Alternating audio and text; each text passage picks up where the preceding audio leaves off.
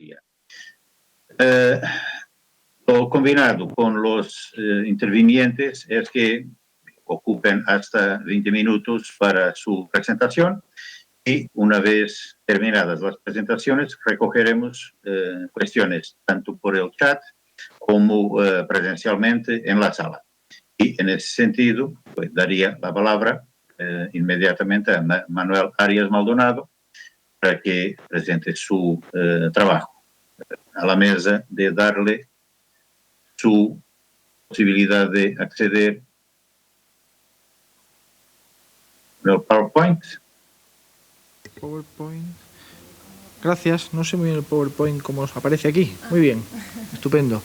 Muy bien. Bueno, pues buenas tardes a todos. Muy contento de estar aquí. Gracias por la invitación y por la celebración del simposio.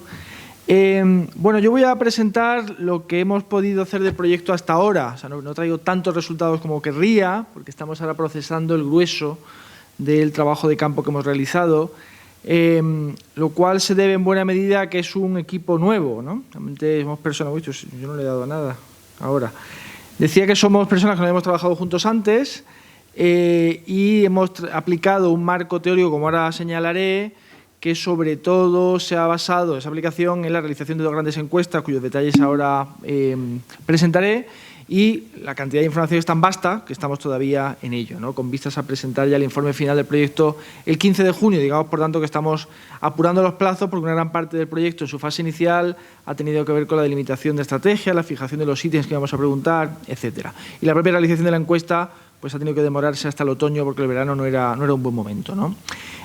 Bueno, yo soy el director, junto con Astrid Barrio, Encarnación Hidalgo, Universidad de Granada, que no ha podido venir a estar en una cátedra hoy, Manuel Moyano y José Javier Olivas, que es una persona muy importante dentro del proyecto, porque es el que más sabe de populismo seguramente de entre nosotros, ¿no? Entonces, a ver, esto... aquí. Como no quiero extenderme demasiado, esta parte voy a pasarla más o menos rápidamente, ¿no? El objeto de investigación del proyecto es analizar el populismo en Andalucía y analizarlo desde el punto de vista de la oferta y desde el punto de vista de la demanda, ¿no? No estando muy claro si el populismo es un fenómeno de oferta o de demanda, siendo seguramente más razonable concluir que es un proyecto que tiene aspectos de ambas, ¿no? Que hay una dialéctica entre la oferta y la demanda, pero nos interesaba mucho ver si hay actitudes populistas latentes en la población que pueden ser activadas a través de la oferta que realizan los partidos políticos o los movimientos sociales, ¿no? Y nuestra idea era, digamos, traer la investigación puntera sobre el populismo al caso andaluz y de esta manera también convertir el caso andaluz en protagonista de la literatura puntera sobre populismo, ¿no? Es decir, que de alguna manera, como se señala ahí, la realidad empírica andaluza pues tenía que hacer las veces de laboratorio, ¿no? Donde se aplicaría un marco teórico particular, que este sí proviene sobre todo de los trabajos de José Javier Olivas, y una metodología orientada a validar esas hipótesis, ¿no? Bueno, esta parte es teórica, quizá no tiene especial interés, pero nosotros hemos partido de la premisa de que por muy complicado que sea definir el populismo, es posible hacerlo. No es una simple palabra que se usa en la lucha política para descalificar al rival, sino que a pesar de la heterogeneidad del fenómeno, hay rasgos comunes a los movimientos y partidos populistas. La cuestión, por supuesto, es determinar el modo en que va eso a analizarse mediante la aplicación práctica, ¿no? Y nosotros lo que hemos hecho ha sido partir de la idea de que existen un conjunto de atributos del populismo que los distintos partidos o movimientos pueden exhibir, no necesariamente todos en todos los casos, sino de una manera potencialmente variable, ¿no? Es decir, es un enfoque multidimensional que desagrega el populismo en diferentes atributos o componentes, lo cual permite gradar el populismo, que nos parece interesante e importante, no decir, pues un determinado partido o movimiento eso no es populista, sino que puede ser más o menos populista en función de cuáles sean los atributos que exhiba y el modo en que lo haga, ¿no? Y de otro modo, seguramente esos matices o diferencias podrían pasarse por alto. Entonces, bueno, rápidamente, las dimensiones del populismo que hemos identificado en el marco teórico, que después hemos expresado a través de un conjunto de preguntas, sobre todo en la encuesta, sería la descripción antagonista de la comunidad política, ¿no? Pueblo élite o pueblo enemigos, la interpretación moralista de los actores políticos, pueblo bueno, élite mala o enemigos malos, la construcción idealizada de la sociedad que remite a un pasado glorioso que se quiere recuperar o a un futuro sublime al que se quiere llegar, la idea de la soberanía popular ilimitada y el liderazgo carismático, Seguramente es el atributo en el que más discrepancias teníamos, porque bueno, yo creo que facilita el populismo, pero no está claro que sea exclusivo del mismo. Es un tema a debatir, ¿no? Bueno, entonces, a causa de las inevitables limitaciones presupuestarias y temporales, lo que hemos decidido finalmente, lo que decidimos en su momento fue realizar una encuesta lo suficientemente representativa como para medir, creemos que adecuadamente, la demanda populista. Y en cuanto a la oferta, lo que hicimos fue, precisamente con Encarnación Hidalgo, analizar el sentimiento de las cuentas de Twitter de partidos y movimientos andaluces y españoles, como ahora veremos, durante un periodo determinado de tiempo para ver cómo se articula esa oferta en términos de las emociones que ahí se expresan principalmente. Pero, por supuesto, el grueso del proyecto solamente esté en la encuesta, ¿no? Entonces, la encuesta, como digo, los resultados los estamos procesando todavía porque los hemos recibido hace 2 o 3 meses, diría, como mucho. Exigió, por supuesto, previamente un trabajo bastante intenso de definición de ítems, ¿no? Es decir, un diseño orientado a capturar aquellas variables que nos interesaban principalmente y que identificasen de la manera, a nuestro juicio, más apropiada la presencia o ausencia de esos atributos populistas, en combinación, por supuesto, con las variables sociodemográficas habituales, con el partido al que se vota, etcétera, ¿no? Pero decidimos también, que fue una decisión, digamos, muy determinante en el marco del proyecto, realizar la misma encuesta en Andalucía y en Cataluña. Primero, para poder tener una comparación, porque si recibimos datos brutos acerca del grado de populismo existente en Andalucía, pero no tenemos nada con que compararlo, siendo los ítems distintos en otras encuestas, pues digamos que la encuesta se quedaba un poco coja. Y también porque nos pareció que realmente, a efectos de publicar artículos, sobre todo en el extranjero, Cataluña llama más la atención que Andalucía, y la comparación pues permitía iluminar la realidad andaluza, si se quiere, atrayendo la atención sobre artículos financiados por el Centra con ese pequeño truco. Pero nos parecía apropiado también porque, por una parte, encontramos previsible que en Cataluña después del procés hubiera un mayor grado de populismo, lo cual nos servía para hacer la comparación. Nos parece que también Cataluña es una región mediterránea de gran tamaño y población, que hay vínculos históricos obvios entre Andalucía y Cataluña. Y también luego, bueno, porque hay...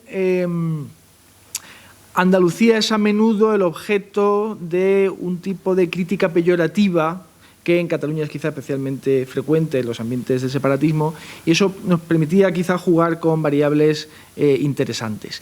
Y por eso lanzamos una encuesta con una batería de afirmaciones, creo que eran 100 ítems y podía haber quizá 85 preguntas, si no recuerdo mal, donde se indicaba el grado de acuerdo o desacuerdo medido de 1 al 10, con 1.500 entrevistados en Andalucía y 1.500 en Cataluña. En Cataluña se podía elegir entre el castellano y el catalán para responder a la encuesta, con asistencia telefónica en ambos casos.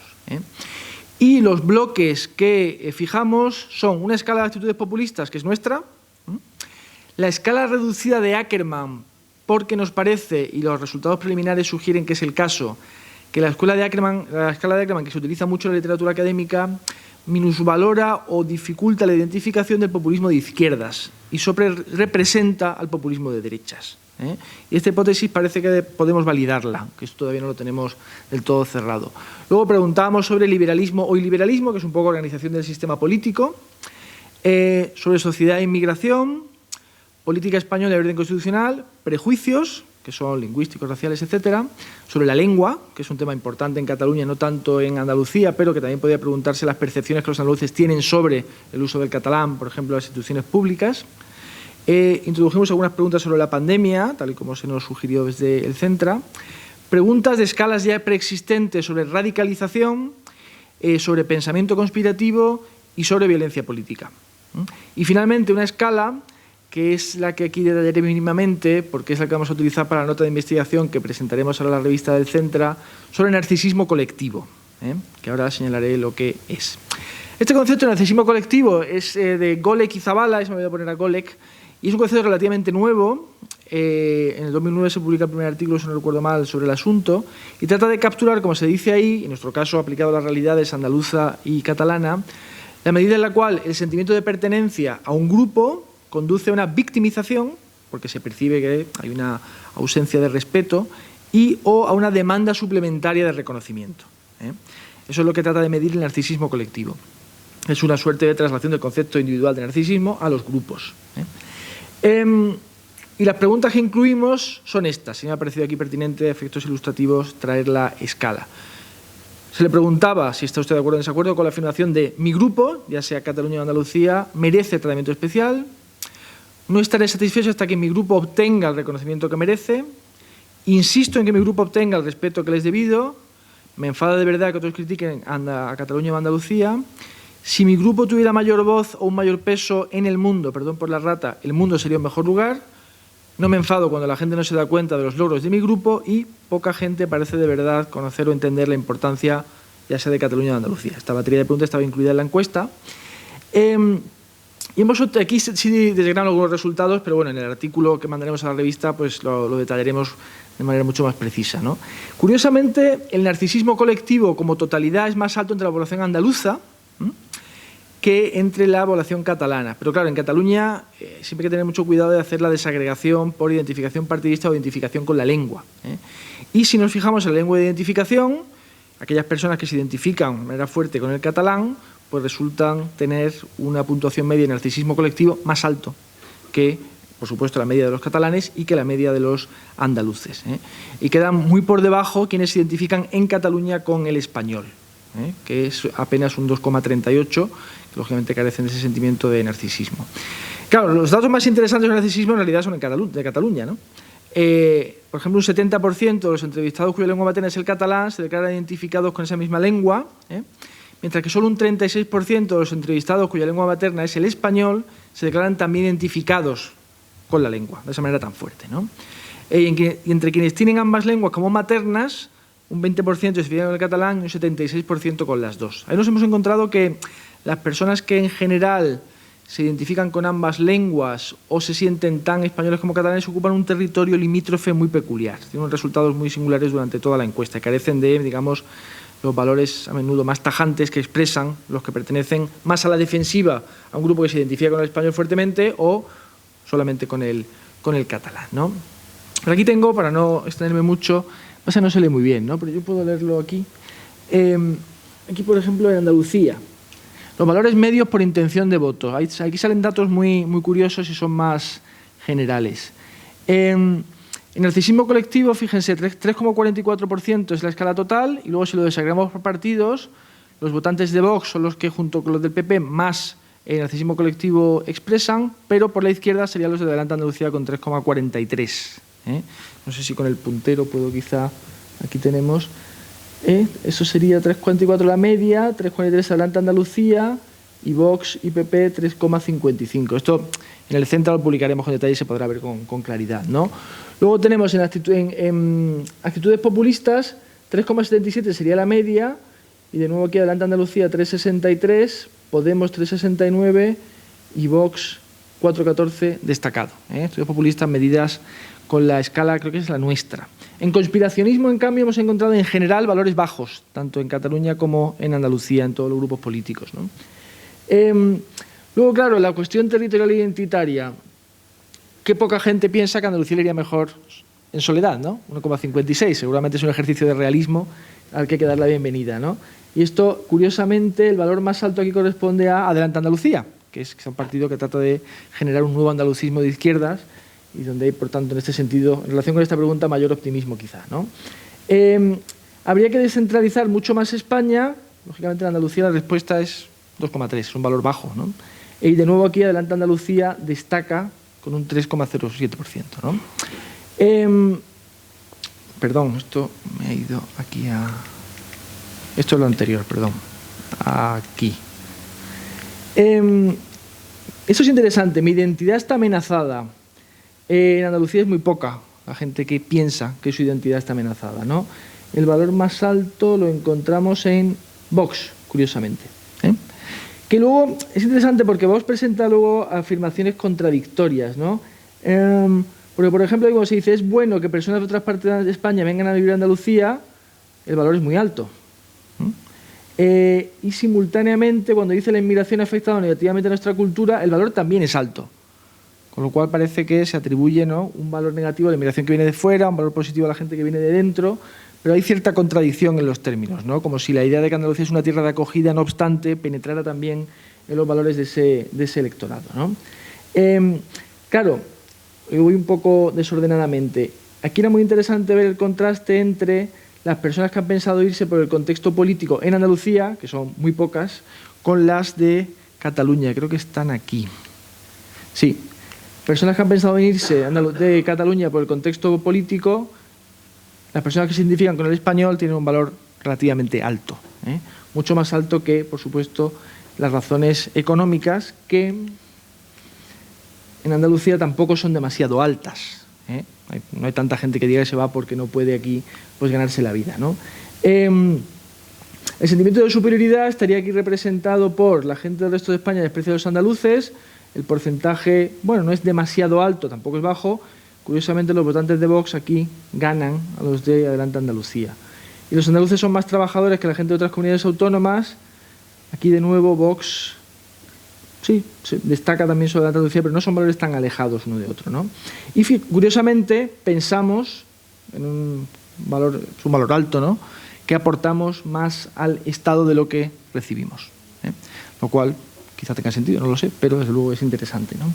En fin, esto es solo una muestra pequeña de la batería tremenda de preguntas y respuestas que tenemos que procesar. Yo creo que es una encuesta muy rica, a la que sacaremos mucho partido. Esta es la de grupos lingüísticos de Cataluña, y aquí también hay resultados muy interesantes, pero bueno, no tengo tiempo de desgranar, ¿no? Pero es interesante, a una Cataluña independiente le iría mucho mejor, pues como ven, las personas que se vivían con el catalán lo creen en una medida muy elevada, ¿no? De nuevo, aquí la conspiración es corta, no, realmente no hay un sentido conspirativo demasiado grande. Es bueno que personas de otros países vengan a vivir a Cataluña. Curiosamente, los catalanes identificados con lo catalán lo piensan. Lo que aquí no está determinado es la procedencia de esas personas. Pero curiosamente sí nos hemos encontrado con que esperábamos quizá un número mayor de respuesta positiva a la pregunta de el andaluz que viene a vivir a Cataluña es un inmigrante, y no es tan alto el valor. Eso nos ha sorprendido positivamente, ¿no? Porque creo que estaba por aquí, ¿no?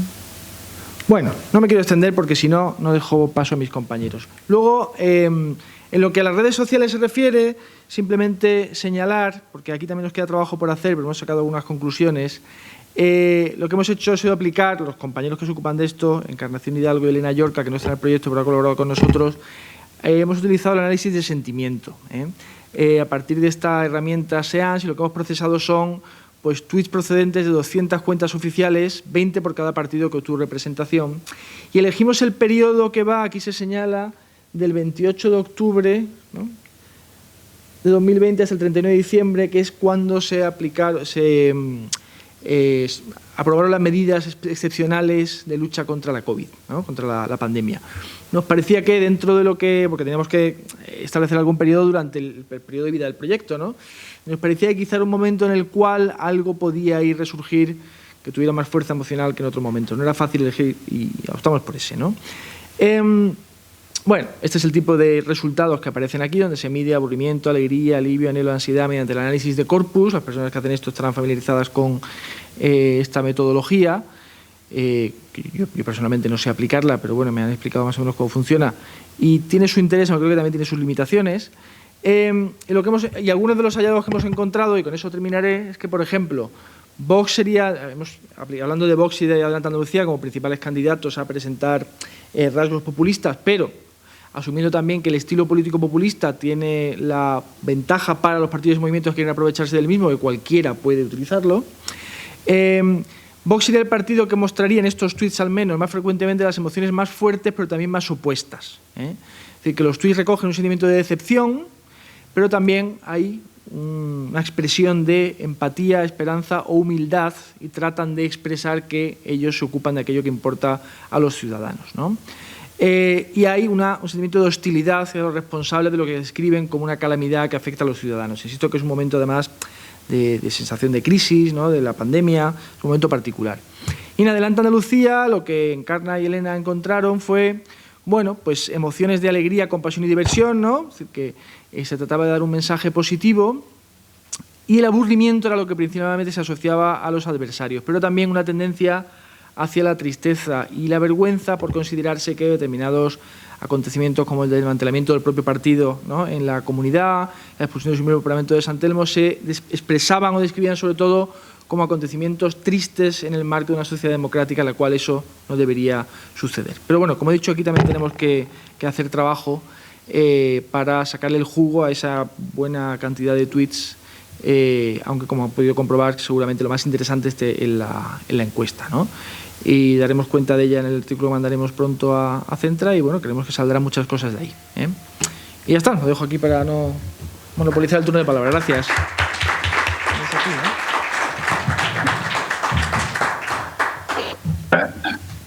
Muchas gracias, Manuel Arias, por la interesante exposición y por aquello que supongo que nos va a suscitar tanto en el debate como, sobre todo, de futuro cuando tengamos los resultados plenos de este interesante trabajo.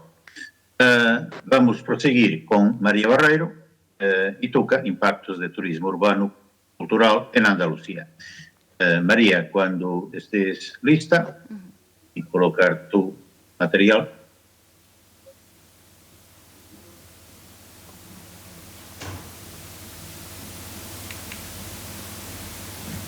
Me lo ponen, ¿no? Saldrá. Eva ya se encarga de darle un tiempecito. Vale.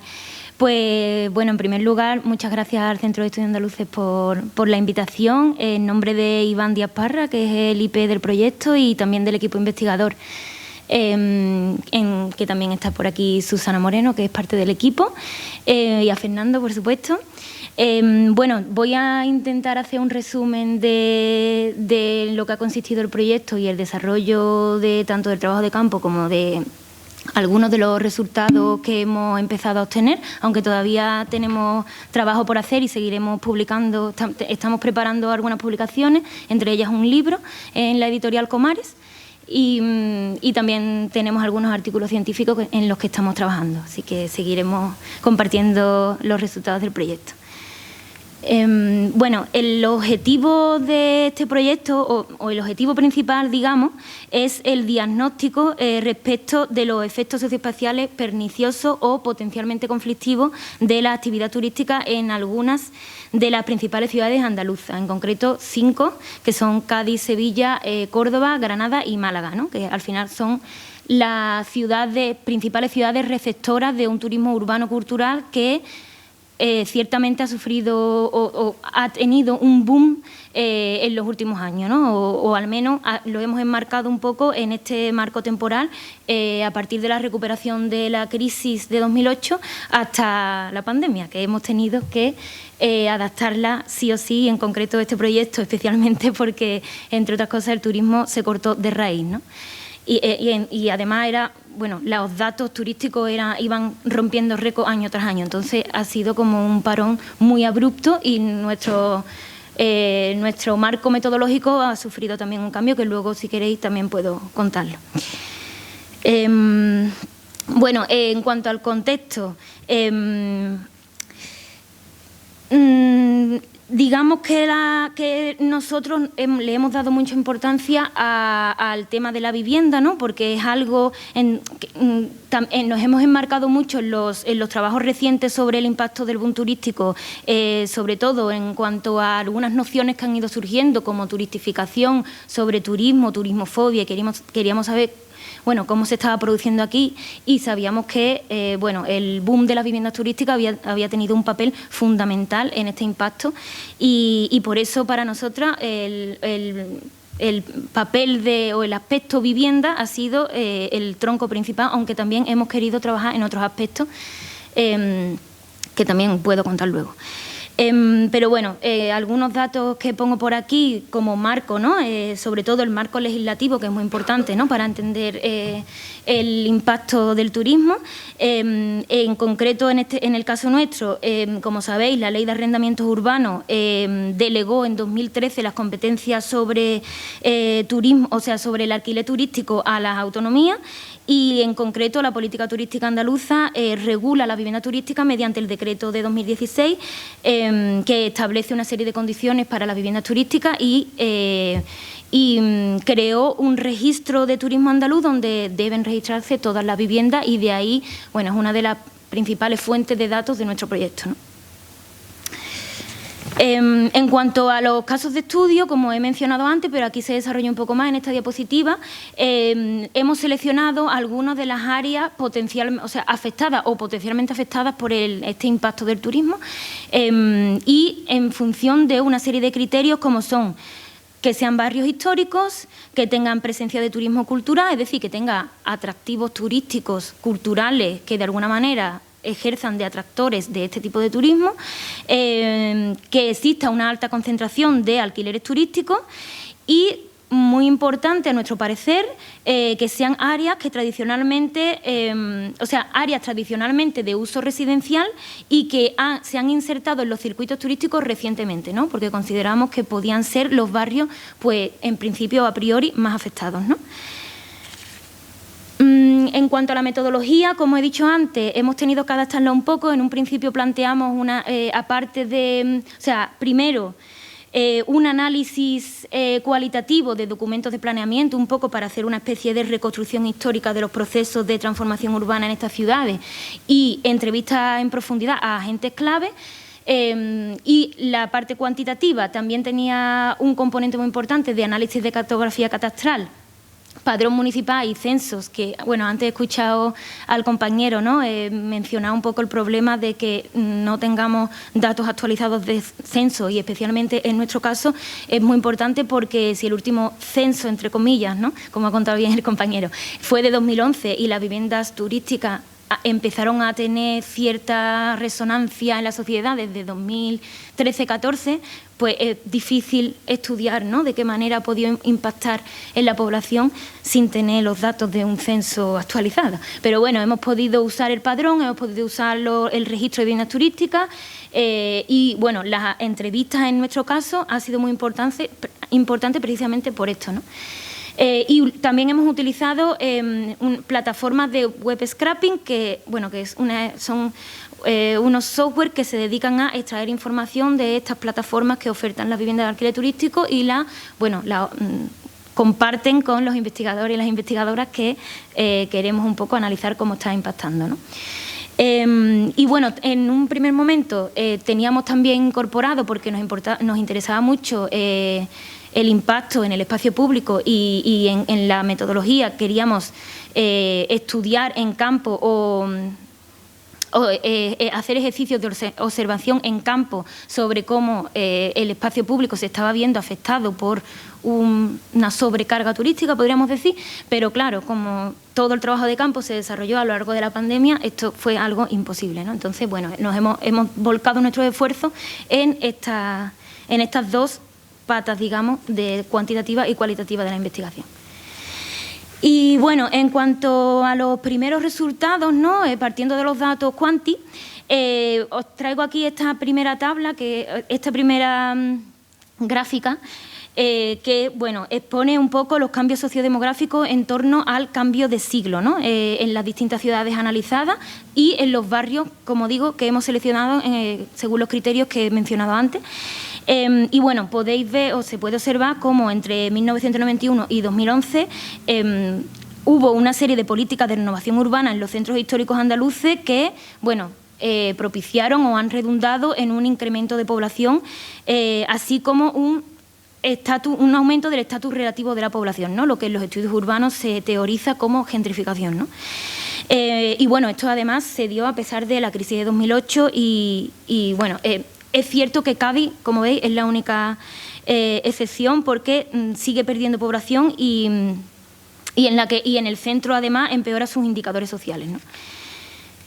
Y en esta siguiente tabla sí que se puede observar cómo ha cambiado la población en el siglo XXI, ¿no?, entre 2002 y 2012 y entre 2012 y 2020, ¿no?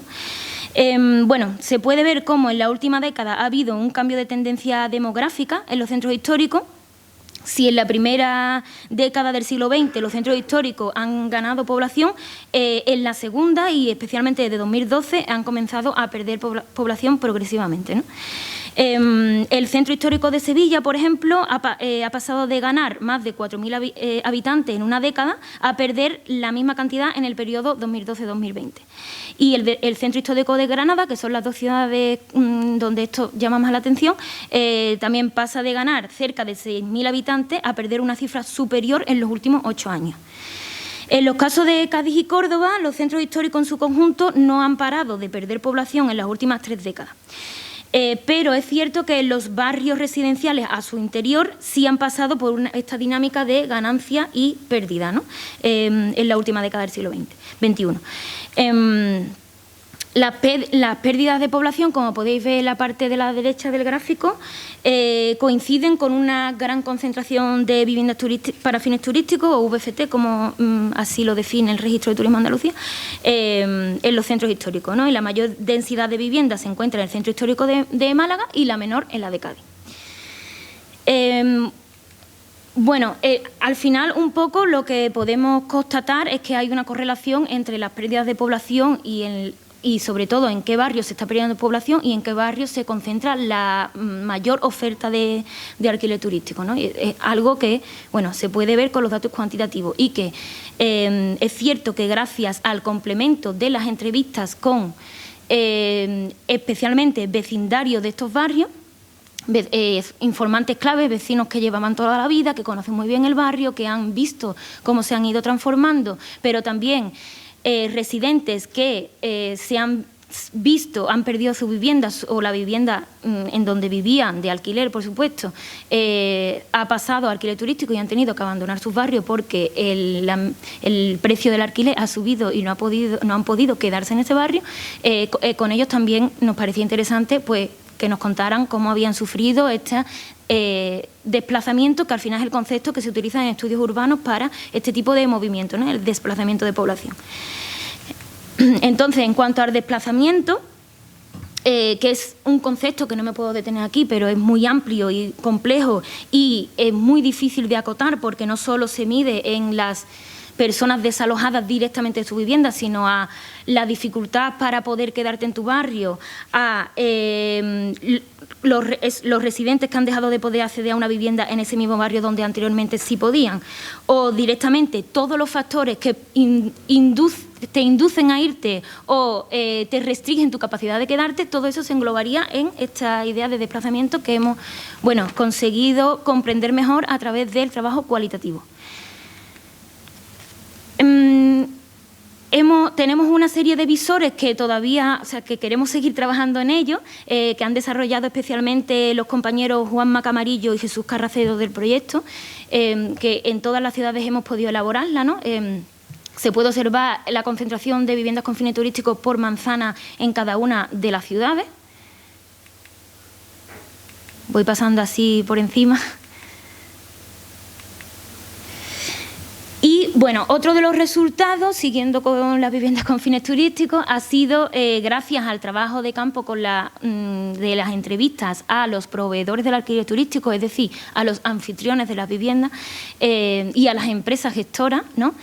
Sí que hemos podido constatar, al igual que otros trabajos que han ido surgiendo en la geografía de España, que el alquiler turístico en Andalucía se está profesionalizando. Esto quiere decir que cada vez hay mayores intermediarios, hay cada vez mayores empresas que se dedican de una manera profesional y especializada al alquiler turístico, casi como un hotel desintegrado, y cada vez hay menos pequeños propietarios, o sea, digamos que cada vez hay menos la idea original de Airbnb, ¿no? De, bueno, el pequeño propietario que tiene un espacio disponible en su vivienda o tiene una segunda vivienda sin uso y la pone en alquiler para tener un complemento. Esto es algo que, según nuestro trabajo, casi está desapareciendo. Y bueno, en relación a la pandemia, voy a pasar y lo conecto con lo anterior, esta profesionalización se ha acelerado con la pandemia porque los pequeños propietarios, pequeños anfitriones, son los que han tenido menor capacidad para aguantar durante los meses de cierre y de cuarentena en los que los turistas no han podido venir y son los que han tenido que optar sí o sí por pasarse al alquiler convencional, ¿no? Sin embargo, los grandes propietarios, gestores, empresas, sí han tenido de alguna manera pues más margen para resistir y aguantar estos meses duros, ¿no? De todas maneras, los que han pasado al alquiler convencional lo han hecho de una manera temporal. O sea, han sido por meses a trabajadores temporales y todo esto, que esto es otro fenómeno que ha surgido o que ha empezado como a emerger a partir de la pandemia, que son estos migrantes de estilo de vida o nómadas digitales, que nos gustaría seguir investigando sobre este tema, pero no hemos podido, ¿no? Y bueno, respecto a los datos cuantitativos, durante la pandemia sí hemos podido comprobar que frente a lo que ha podido parecer en cuanto a prensa, al menos en el registro de turismo de Andalucía, las viviendas registradas no han parado de subir. Aparentemente parecía que la pandemia había contribuido como a equilibrar un poco porque, bueno, había viviendas que habían pasado. Realmente, al menos según el registro de turismo de Andalucía, las viviendas registradas han ido subiendo y especialmente en Sevilla, lo que podría tener algún tipo de relación con el anuncio de del control de este tipo de alquileres por parte del ayuntamiento, ¿no? Porque en principio no va a tener efecto retroactivo, entonces eso ha podido provocar algún tipo de efecto llamada, ¿no? Vale. Esto creo que ya lo he contado. Vale, paso directamente a las conclusiones, a un pequeño resumen de nuestras conclusiones, como os he ido contando, aunque luego si queréis en las preguntas podemos continuar profundizando en esto. Bueno, en primer lugar, los procesos de rehabilitación y de regeneración de los centros históricos se han producido de una manera paralela a la explotación turística en todas las ciudades. Y, como he explicado antes, la reinversión del espacio construido y la dinamización del mercado inmobiliario ha sido generalizable a las 5 ciudades, ¿no? En casi todos los casos esto ha implicado una reversión de los procesos de declive demográfico y que se venían arrastrando desde la segunda mitad del siglo XX y ha implicado gentrificación o aburguesamiento en este periodo. Desde 2012, la mayor parte de los barrios históricos residenciales que habían revertido este declive demográfico han vuelto a perder población, siendo los casos más dramáticos, como hemos visto, Sevilla y Granada. En cualquier caso, las pérdidas de población al interior de los centros históricos muestran un comportamiento disímil. Hay otros factores que no solo son las viviendas turísticas que han podido contribuir a esto, pero que están inevitablemente relacionadas con el comportamiento del mercado inmobiliario. Y bueno, otra de nuestras conclusiones así más relevantes o más interesantes es que la correlación de la presencia de viviendas turísticas en estos barrios, que aparentemente parecía que podría tener que ver con una puesta en uso de el parque de vivienda vacía que aún quedaba o queda en estas ciudades, esta correlación no se da. Realmente donde más se aglutinan las viviendas turísticas son en barrios donde hay más presencia había más presencia de alquiler residencial. Entonces, bueno, no hemos podido comprobar realmente esto, ¿no? Según nuestros datos, esto no tiene correlación. Bueno, la tendencia a la profesionalización y en cuanto al diagnóstico, bueno, lo que hemos un poco podido constatar y también conforme hemos podido ir viendo de cómo se han ido comportando también las administraciones respecto a la recuperación económica relacionada con el turismo, bueno, al parecer no hay ningún indicio de que esta tendencia a la intensificación de los flujos turísticos vaya a remitir. Realmente no parece que Sevilla y aparentemente Cádiz se están planteando esta cuestión. Veremos a ver, habría que seguir investigando una vez que se aprueben estas medidas, de qué manera pues cambia, ¿no?, el comportamiento o esta intensificación de usos dentro de las ciudades, si realmente está funcionando o si no. Y sería interesante que podamos seguir investigando sobre este tema porque realmente, bueno, como habéis podido comprobar, está teniendo un impacto considerable, sobre todo en los centros históricos de las ciudades, pero no vemos. Y los datos más recientes es que estamos recuperando datos de antes de la pandemia, ¿no? Y bueno, en ausencia de una mejor regulación, la tendencia es a un incremento de despoblación y a un incremento de la terciarización de los centros y de los barrios históricos tradicionales, ¿no? Entonces, bueno, para nosotros, para el equipo investigador de este proyecto, sería deseable una regulación más general, consensuada con los actores que tienen que ver con esta industria y que se basara en procesos participativos amplios, sobre todo con los agentes de la ciudad que se están viendo afectados por estos procesos. Creo que lo voy a dejar aquí. Si queréis podemos seguir con las preguntas ahora.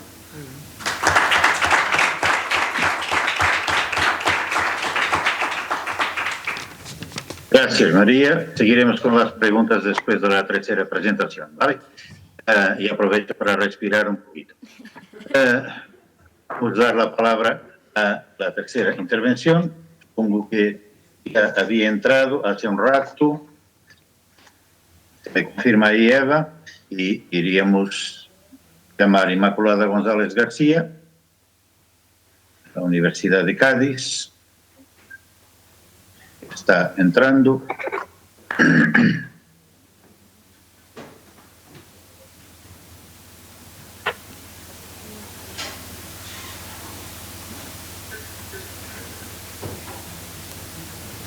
No es por cuestiones de aduana ni de pasaporte, solo cuestión técnica.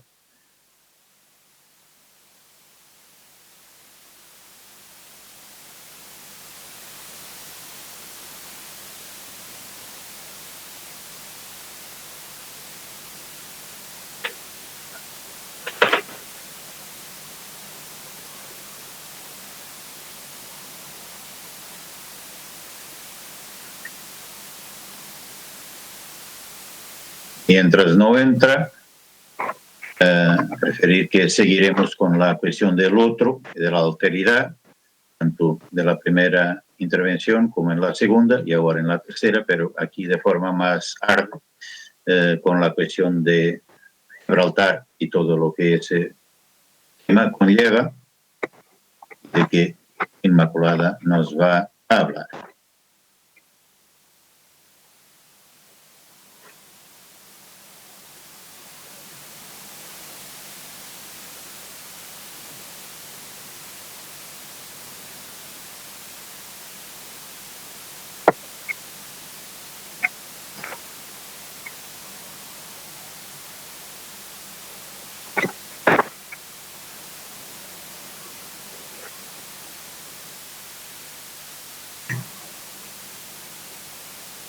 Me dicen.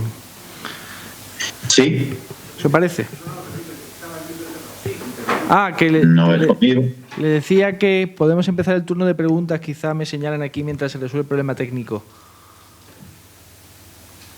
Bueno, si el problema es para durar, sí, vamos entonces con eso, pero estaba intentando evitar eso, sería muy elegante con Inmaculada. Eva, ¿cómo está el tema? ¿No más fácil? ¿No tenéis su teléfono? Está, pero no se le oye, claro. Ya tendrán el teléfono, pero... ¿Por el chat, quizá? Eso, Eva ya se encargará. A ver si nos dicen algo. Como digo, se queda poco cordial con la compañera.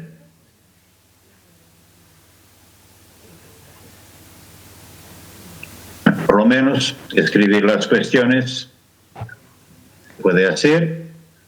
No pediría para presentarlas oralmente porque empezaríamos un proceso y claro. Me señala, sí, que podemos empezar quizá con las preguntas en la sala y cuando ella pueda volver o entrar, pues le damos paso. Muy bien, pues entonces estamos disculpados de cualquier deselegancia y vamos a dar paso a cuestiones de la sala y al mismo tiempo que me van colocando las preguntas en el chat, indicando claramente a quién se dirija, claro. Y de la sala, pues el primer que quiera intervenir, pediría que hicieran intervenciones cortas, no más largas que la presentación y con la cuestión precisa y sucinta. Sí, buena. Vamos a explicar. ¿Por qué expone...? Uy, se ha borrado. Había una pregunta para mí, ¿no? En el chat. Pero creo que primero Sala. Ah, bien. Sala primero. Uy. ¿Sí? Ahora. Bueno, ante todo, felicitar a los ponentes de la intervención y me gustaría formular dos preguntas muy concretas, una a cada uno de ellos, ¿no? En relación al tema del populismo, al final no me ha quedado claro qué definición específica se emplea para definir y probablemente en función de esa definición, cómo se ha operativizado, por así decirlo, con preguntas que son siempre fluidas y un poco jabonosas, que se escapan de las manos probablemente al captarlo. Y en relación con la intervención sobre centros históricos, en fin, me ha llamado la atención que se quiten a dos ciudades, provincias, Jaén y Almería, pero las dos de Andalucía Oriental además, pero en fin, eso entiendo que en fin, son resultados a priori y que eso sencillamente es una constatación obvia, porque ya lo ha dicho la propia ponente y no hay más que hablar, sencillamente. Pero sí, había alguna a priori, no ya de recursos humanos, sino de algún otro tipo que lo excluyera. Esa sería la primera pregunta en relación con ese tema. Y, en segundo lugar, también, ¿qué indicadores se utilizan para definir los centros históricos? Porque, conociendo solamente Granada, Granada no se puede decir que el centro histórico sea centro. Eso para empezar a hablar, porque es muy diluido, ¿no? Y por consiguiente, decir cómo se define esos centros y sobre todo cómo se hace la perimetración del tema, que lo veo sumamente, en fin, exótico para mí y por mi ignorancia, y por eso lo pregunto. Muchas gracias a ambos. Sí. Bueno, muchas gracias por la pregunta. Yo también tengo alguna pregunta para ti, porque me parece un tema muy interesante. Que además, a diferencia de lo que sucede con el populismo, pues somos todos protagonistas o podemos ser potencialmente protagonistas de estos procesos, ¿no? Que eso lo hace muy más interesante. El tema de la conceptualización del populismo es tremendo, ¿no? Porque realmente hay una cantidad de literatura al respecto que alcanza ya niveles seguramente barrocos, ¿eh? Entonces, bueno, esencialmente hemos considerado que populista será aquel movimiento o partido que desarrolle un tipo de discurso, pero también de práctica política, porque, por supuesto, el populismo tiene elementos, digamos, extradiscursivos que tienen que ver con el atuendo, pero, claro, eso no se mide fácilmente a través de una encuesta, en el cual aparezcan algunos de esos 5 atributos con una, digamos, intensidad suficiente. Y son una descripción de la comunidad política y, digamos, como antagónica, como dividida separadamente entre un pueblo ideal bueno y positivo y una élite o enemigos que lo atacan y que detraen recursos del pueblo, facilitados a su vez por la presencia de un líder carismático y con una fuerte tendencia a la moralización. Eso sería básicamente lo que entendemos nosotros por populismo. Pero claro, aquí el marco teórico que aplicamos es el de José Javier Olivas y él y yo tenemos algunas discrepancias, porque él defiende, y es lo que hemos tratado de demostrar con este proyecto, que esa definición a través de 5 atributos es más fácilmente operativizable a través de una encuesta, y yo, en cambio, soy más bien partidario de diferenciar entre los elementos nucleares y los elementos adjetivos o facilitadores del populismo. Que es verdad que quizá eso, como yo no soy experto en aplicación práctica, no soy experto en encuestas, pues no lo hemos hecho de esa manera, ¿no? Él ha defendido su marco y lo hemos desarrollado y está por ver que se pueda definir bien, porque efectivamente luego hay un elemento un tanto elástico, ¿no? Y precisamente el hecho de que la escala más conocida, que es la de Ackermann, no mida bien el populismo de izquierdas, pues ya lo dice todo acerca de cuánto hay que afinar en la materia para que no te salga, en fin, algo que no te sirve para nada, ¿no? Seguramente, ¿eh? Pero bueno, comparto esa desazón metodológica porque no es nada sencillo, ¿no? Bueno, gracias por las preguntas. A ver, en un primer momento, al igual que seleccionamos las áreas dentro de cada ciudad, pues tuvimos en cuenta a la hora de seleccionar las principales ciudades tamaño, número de turistas, la presencia de turismo cultural, porque, bueno, es verdad que, por ejemplo, la Costa del Sol tiene una cantidad de viviendas turísticas muy importante, pero es un tipo de turismo que consideramos distinto, ¿no? Turismo de sol y playa, tiene otro tipo de dinámica y genera otro tipo de dinámica. Al final, nosotros venimos de los estudios urbanos, la mayoría de los investigadores, entonces, bueno, nos aproximamos al impacto del turismo desde los estudios urbanos y desde, bueno, el interés en entender cómo está afectando el turismo a los núcleos urbanos.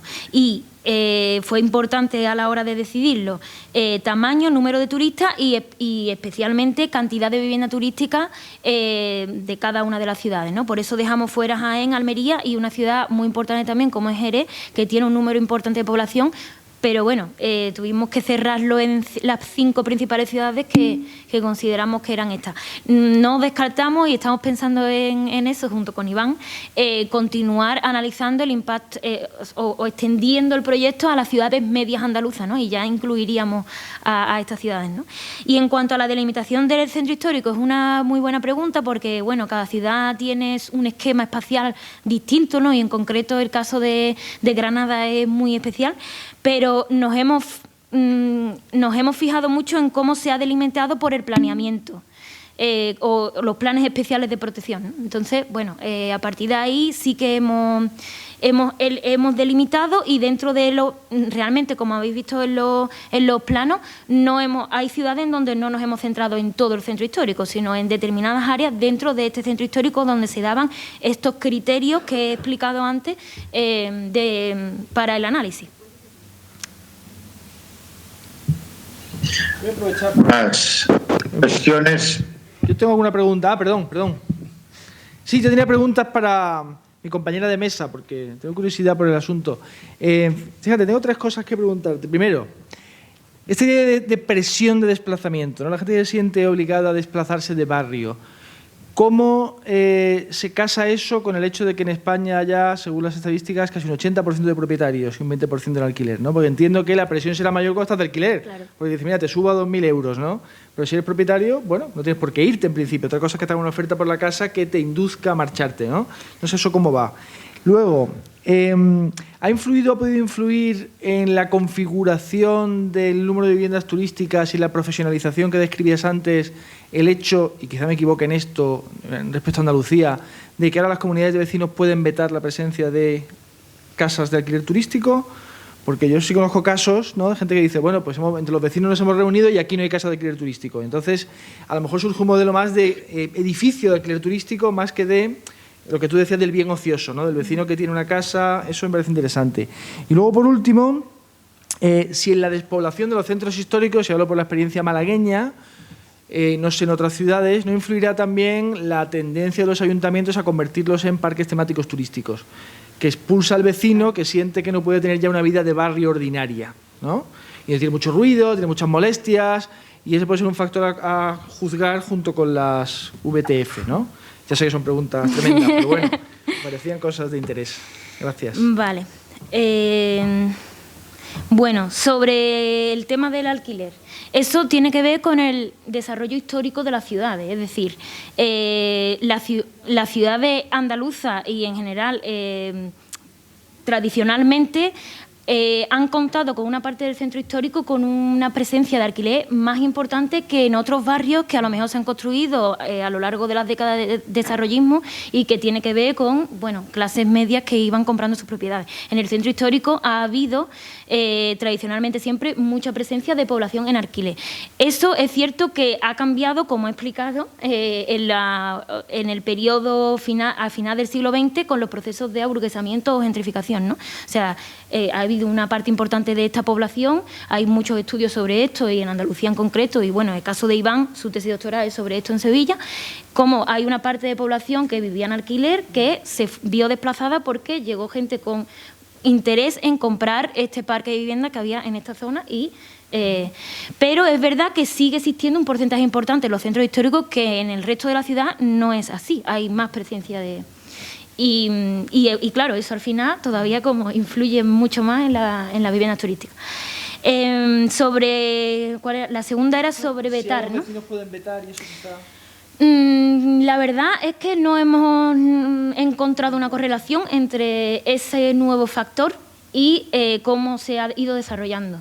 Es cierto que hay muchas manzanas y edificios donde hay barrios en concreto con una presencia o con una presión muy importante de viviendas turísticas, donde hay más viviendas turísticas que alquiler convencional. Entonces, y es verdad que realmente esta profesionalización que va de la mano con la entrada de actores con más poder y con un interés en comprar edificios completos para convertirlos en viviendas turísticas es cada vez más, o sea, están relacionados, ¿no?, los dos procesos. Sobre ruido, molestia, tal.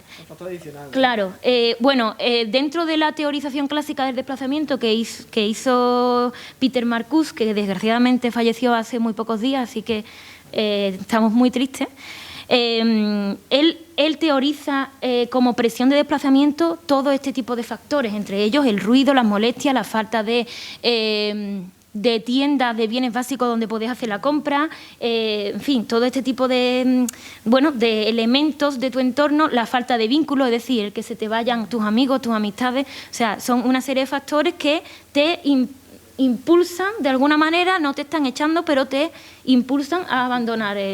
Y claro que, por supuesto, tiene mucho que ver con las políticas públicas, claro. Ahora, tenemos aquí una cuestión en el chat, que espera hace un ratito, y voy a colocarla, ya que Inmaculada aún no está en condiciones de entrar. Pregunta María Laura Moreno Fernández para Manuel Arias. ¿Por qué expone al populismo como una causa y no como una consecuencia social? Y recordar la obra de Freud, una edición de 66, El narcisismo de las pequeñas diferencias, y agradece. Manuel, puedes intervenir mientras esperamos por Inmaculada. Sí, muchas gracias. La idea esa del narcisismo de las pequeñas diferencias se ha usado mucho últimamente en relación con los conflictos nacionalistas, ¿no? La presunta gran diferencia entre, no sé, ¿no?, catalanes y aragoneses, ¿no? Al final es eso, el narcisismo de pequeñas diferencias. No me he decantado acerca de si el populismo es una causa, es una consecuencia. Ese es otro debate, ¿no? El debate sobre las causas del populismo, si son económicas, si son culturales, si es una combinación de la economía y la cultura, si pueden separarse la economía y la cultura tan fácilmente, ¿no? Si el populismo es un síntoma de algo negativo o, en cambio, es algo que producen los propios agentes políticos mediante eso que se llama la politización de los malestares, etcétera. Es muy difícil llegar a conclusiones tajantes al respecto, ¿no? No creo que podamos, digamos, concebir el populismo estrictamente como la causa de algo o como la consecuencia de algo. Yo creo que son procesos dialécticos donde separar una cosa de la otra pues no nos lleva demasiado lejos, ¿no? O sea que no tengo un juicio depurado al respecto, pero en todo caso no he hablado del populismo como causa ni como consecuencia. Me ha parecido que no he hecho esa decantación, ¿no?, en la exposición. Estaría contestado. Si Laura quiere, puede también recolocar la cuestión. De la sala, ¿alguien más quiere intervenir? No tengo preguntas aquí en el chat. Aquí, Luis, por ejemplo, aquí hay alguna pregunta. Estoy de comoderador. Sí, estás entusiasmado. Muchas gracias. Pero te comprendo a tu lado. Muchas gracias. Mi pregunta era también a la compañera en relación al tema de la turismofobia. Porque nosotros en Málaga hacemos la encuesta social malagueña, que llevamos haciéndola 2 años por el Centro de Investigación Social Aplicada, y esto es una cosa que medimos o que intentamos medir los 2 años que la hemos hecho. Y curiosamente lo que nos salía, es verdad que son 2 años especiales por el tema de la pandemia, pero lo que salía como resultado, que a nosotros nos sorprendió también, es que los malagueños añoraban al turismo. Es decir, echaban en falta el turismo, querían de turismofobia. Nosotros, desde luego, no la medimos, no la encontramos. Veíamos que era más una construcción social hecha por otra gente, pero que nosotros, en el caso concreto nuestro, encontramos todo lo contrario.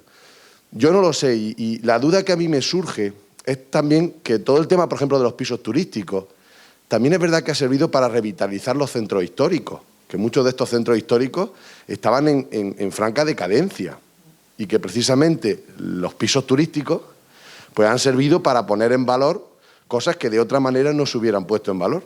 Entonces, la duda es si la dinámica esta de la decadencia de los centros es una dinámica que venía de otras maneras, es decir, es una tendencia que venía por la transformación de los estilos de vida en las ciudades, o ha sido la economía la que ha expulsado a la gente de los centros históricos para poner los pisos turísticos. No tengo la respuesta a eso. Si es por una causa y realmente se quedan abandonados y se aprovecha, o es realmente ese dinamismo económico el que expulsa para ocuparlo. No sé si es fácil, pero gracias. Pues muy buenas preguntas, muchas gracias. Sí, el tema de la turismofobia, estoy totalmente de acuerdo con usted. Para nosotros realmente, y por lo que hemos comprobado con otros estudios en otras ciudades y en otros ámbitos, no nos ayuda a entender qué es lo que está pasando. En todo caso, creemos que cuando se ha utilizado, sobre todo en prensa, se ha utilizado para criminalizar la legítima protesta del vecindario ante un fenómeno que le estaba afectando y le estaba dificultando el desarrollo de su vida cotidiana. Y no hemos considerado como un indicador interesante para entender estos procesos. O sea, estoy totalmente de acuerdo. Sobre echar en falta el turismo, claro, en nuestras entrevistas nos dábamos cuenta, sobre todo el vecindario que vivía aún en barrios con una presencia de vida turística muy grande, de repente se corta de raíz. Y bueno, todo el tiempo estaba presente esa sensación de ciudad fantasma, ¿no? O sea, aquí no hay nadie, estoy sola, no, esa sensación, ¿no? Y yo creo que, claro, tiene que ver un poco, el echar en falta el turismo tiene más bien que ver con el haber podido comprobar todo lo que ha impactado el turismo, hasta tal punto que es que la ciudad estaba irreconocible sin el turismo, ¿no? Entonces, bueno. Y sobre la revitalización de los centros históricos, es una pregunta que me puedo llevar aquí mucho tiempo para contestar, pero sí que habría que puntualizar que esto es algo muy específico de la ciudad de Málaga. Es decir, en otras ciudades, y bueno, yo hablo desde Sevilla, que es la que más conozco, el centro de Sevilla ya estaba revitalizado o ya estaba muy intervenido y muy mejorado, digamos, o gentrificado, según otros investigadores, o según, vamos, yo misma, antes de que llegara el turismo. O sea, de hecho, este tipo de procesos de renovación también abonó un poco el terreno, ¿no? Porque cuando llegaron la vivienda turística ya los barrios estaban muy bien. El caso de Málaga en concreto es muy específico porque ha pasado de estar en desinversión a llegar el turismo y transformar el paisaje urbano de manera muy drástica, ¿no? Y eso, claro, en nuestro análisis sí que hemos tenido que hacer un estudio comparativo de casos porque es verdad que, bueno, la dinámica turística de una ciudad de respecto a otra pueden variar mucho y en concreto el caso de Málaga es muy distinto, ¿no? ¿Málaga es la única que gana población o no? ¿En el análisis? No, no. En el total, ¿no? No, no, no. Ninguna. Ninguna, ni Málaga tampoco. No. En los centros, ¿no? Sí. Más cuestiones para uno u otro de nuestros intervinientes. Hay una aquí, sí, en la sala. Una pregunta para la investigadora María Barrero, que me ha parecido muy interesante la intervención en primer lugar. Y me ha parecido muy interesante sobre todo cuando han comentado que descartan por ahora la hipótesis de que se hayan reducido el número de viviendas turísticas por causa de la pandemia, ¿sí? Que descartan esa hipótesis, que es lo contrario. Nosotros, en geografía, yo terminé geografía el año pasado y con el profesor Daniel Barrera, de ahí del departamento, hicimos un trabajo de campo en la zona cercana a la Universidad de Sevilla, analizando cómo había impactado la pandemia a los comercios de la zona. Y nos percatamos que había habido muchos cierres de comercios relacionados con los souvenirs, pero en cambio que se detectaban muchas construcciones en relación con apartamentos turísticos y con edificios completos que antes eran bancos, antes eran tiendas de souvenirs y demás, y que entrevistando a la gente de la zona nos decían que sí, que efectivamente que los propietarios estaban aprovechando el momento de la pandemia para llevar a cabo estas construcciones. Estamos hablando de la época de abril y mayo, cuando todavía no había vuelto el turismo por los cierres perimetrales, y se veía bastante actividad a la hora de reacondicionar edificios para apartamentos turísticos. Entonces, mi pregunta es, ¿hay algún tipo de relación entre estos edificios turísticos nuevos y demás y el impacto sobre el comercio, sobre los establecimientos comerciales incluso turísticos, curiosamente, como una reducción en detrimento, o sea, en pos de estos nuevos apartamentos turísticos? Muchas gracias. Pues en concreto sobre comercio turístico no tenemos datos, pero sí que evidentemente hay una relación directa entre la mayor presencia de viviendas turísticas y la pérdida de comercios, bueno, tradicionales, de bienes básicos, etcétera, ¿no? O sea, no puede ser por otro. Bueno, ¿sigo? Nada, eso, que sí, que no tenemos datos en concreto sobre pérdidas de comercio turístico en zonas turísticas, pero sí que hemos, tanto a través de las entrevistas como a través de la observación en campo, sí se ve claramente y es algo que no solo nosotros hemos podido constatar, sino cualquier vecino o vecina de la ciudad, ¿no? Que el impacto sobre el comercio ha sido muy importante. Es cierto que no nos hemos focalizado, como he dicho al principio, nuestro estudio se ha centrado mucho en el ámbito de la vivienda porque considerábamos que era como el aspecto más, no sé, más preocupante. Bueno, vemos que Inmaculada está prácticamente lista para entrar. Eva, dime si podemos darle ya el paso o si recogemos más una u otra pregunta. ¿Ahora? La vemos. Mientras tanto, María, entró aquí una pregunta para ti. Te la voy a pasar, la apuntas y si Eva, si Inmaculada empieza, pues Sí. la guardas para después. Hola. Hola, Inmaculada. Bueno, ¿Estás lista? buenas tardes. Dame un segundito. Sí. Dame un segundito solo para cerrar aquí un tema que estaba en abierto. María, pregunta José Montaño, una reflexión para el debate sobre el turismo y pregunta, ¿no se corre el peligro de convertirse en un monocultivo que hace dependiente a la población de estas ciudades a un sector que crea empleo temporal y precario? Regístrala y después entras. Bueno, Inmaculada, qué aventura. Eso parece que tuviste problemas de pasar la frontera, ¿no? Pero ya te tenemos aquí. Bueno, vamos entonces a dar la palabra a Inmaculada González García con su trabajo sobre la incidencia del Brexit en la cooperación transfronteriza. Dime, Inmaculada.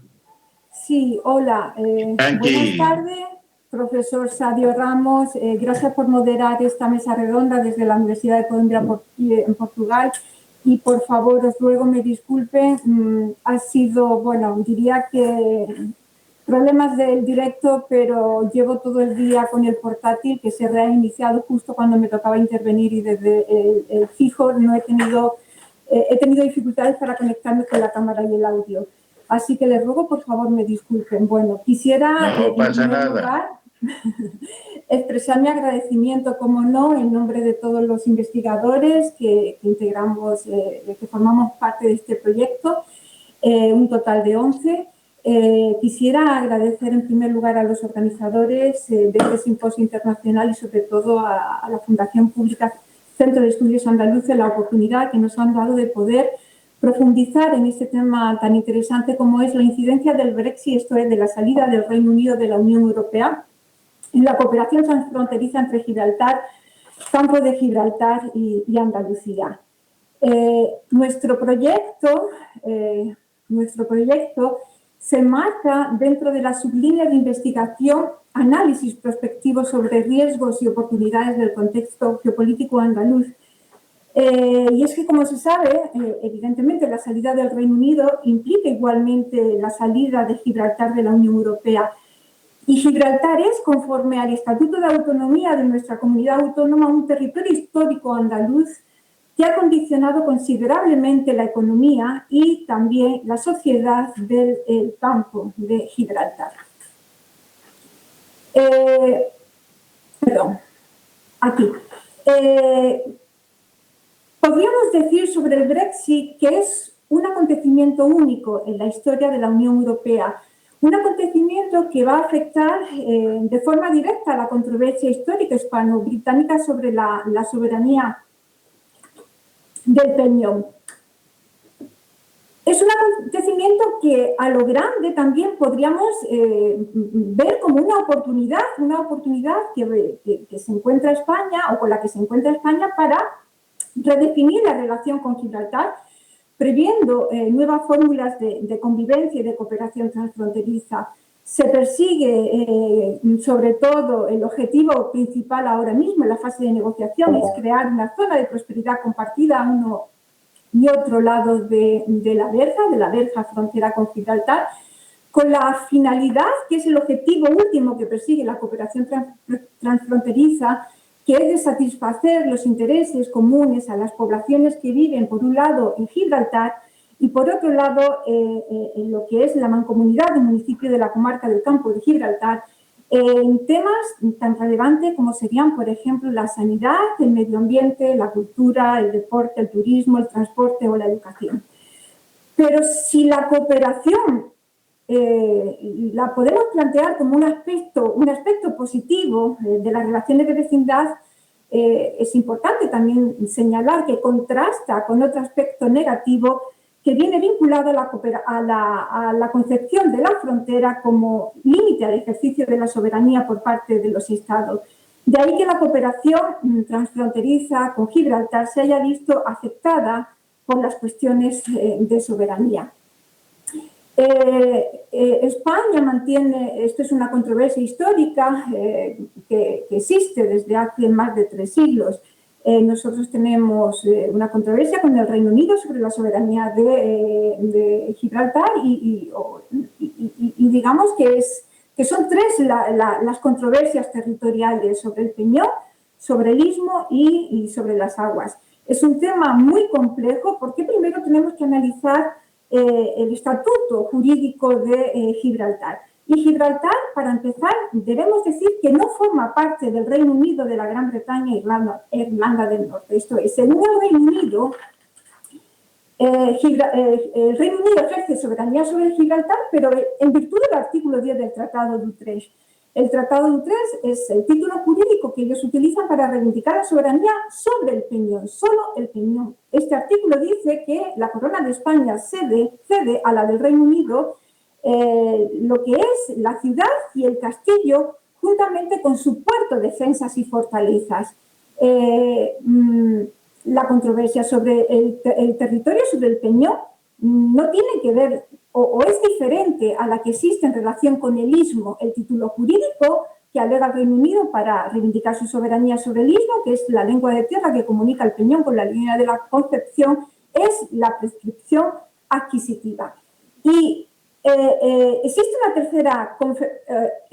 tercera controversia que tiene que ver con las aguas, porque España entiende que no cedió las aguas que rodean el Peñón de Gibraltar, solo reconoce la cesión sobre lo que sería las aguas comprendidas en el primitivo puerto de Gibraltar, de 1704 y 1713, esto es, las aguas comprendidas entre los primitivos muelles nuevo y viejo de la época, pero no los espacios marítimos que rodean el Peñón de Gibraltar, porque España considera o aplica lo que se conoce como la doctrina de la costa seca. En cambio, el Reino Unido entiende que la cesión de la soberanía sobre el Peñón de Gibraltar implica también la de los espacios marítimos que bordean el Peñón de Gibraltar. Al no reconocer, evidentemente, validez al título jurídico de prescripción adquisitiva que reivindica a su vez el Reino Unido sobre el Istmo, evidentemente España tampoco reconoce la soberanía del Reino Unido sobre la soberanía del Reino Unido sobre las aguas que rodean el Istmo. Si eso es en relación con... Además, hay que decir que para el Reino Ulnido, Gibraltar es un territorio separado del Reino Unido, atendiendo además a la calificación que recibe en derecho interno británico de territorio de ultramar, de British Overseas Territory. Si nos vamos al marco de Naciones Unidas, tenemos que tener en cuenta que Gibraltar aparece anualmente en el listado del Comité de los 24 como territorio no autónomo pendiente de descolonización, por lo que tiene un estatuto además internacional diferenciado. Según la doctrina de Naciones Unidas, Gibraltar no tiene reconocido el derecho de autodeterminación, no se reconoce el derecho a decidir libremente en un referéndum su futuro. Por lo tanto, estamos ante una controversia bilateral entre dos estados, que son España y el Reino Unido, que tienen que poner fin o resolver esa controversia a través de un proceso bilateral negociador donde evidentemente se tendrán en cuenta, o eso dice la Asamblea General en su resolución,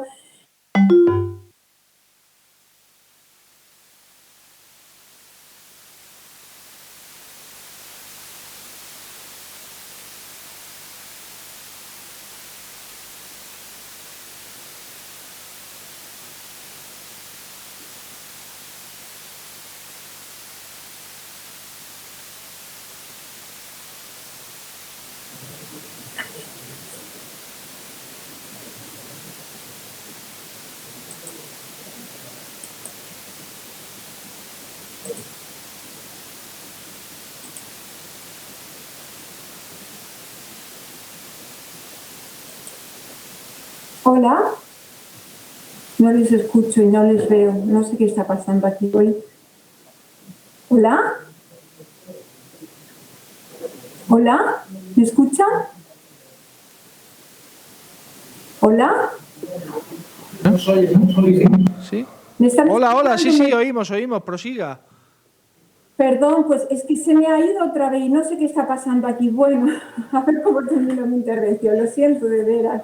Bueno, seguimos. Les decía que seguimos, sí, que además hay que tener en cuenta que en el seno de la Unión Europea Gibraltar tiene un estatuto particular.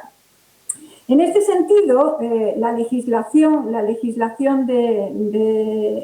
comunitaria se aplicaba en Gibraltar desde el año 1973, tras la adhesión del Reino Unido a la Unión Europea en el 72.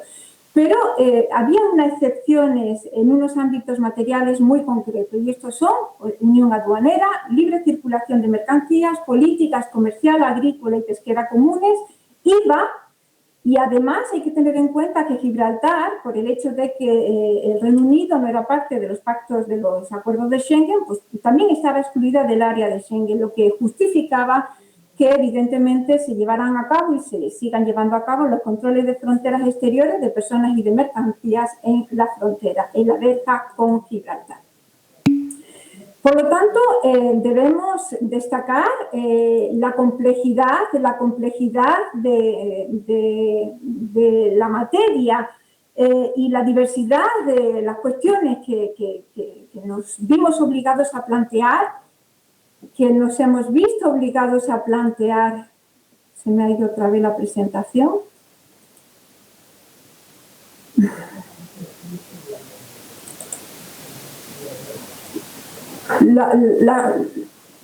La diversidad de materias que nos hemos visto obligados a plantear. Fueron 4 los objetivos iniciales que nos marcamos en el comienzo de nuestra investigación. Abordar el proyecto con un enfoque desde el marco multilateral, esto es, teníamos que analizar el proceso negociador, así como los acuerdos que se fuesen a adoptar entre el Reino Unido y la Unión Europea sobre el Brexit y su incidencia en Gibraltar. Y en este primer objetivo fue relevante analizar igualmente la cláusula 24 de las orientaciones de negociación que le reconocían un derecho de veto a España. Este derecho de veto ha tenido consecuencias también en el Tratado de Retirada y en el específico, como veremos a continuación, el Tratado de Relación Futura del Reino Unido la Unión Europea, precisamente sobre Gibraltar, que actualmente está en fase de negociación. En este primer objetivo, bueno, están señalados ahí los compañeros que han ido abordando las distintas cuestiones, como los modelos de integración económica entre el Reino Unido y Gibraltar por la Unión Europea y el Brexit. Está también... No sé qué está pasando hoy, pero la verdad no lo sé qué está pasando. No sé si me escuchan. ¿Me escuchan? Sí, le oímos. Bueno, Pues disculpen porque yo no sé lo que está pasando hoy, se me va la pantalla, en fin. Bueno, la presentación se ve ahora se ve.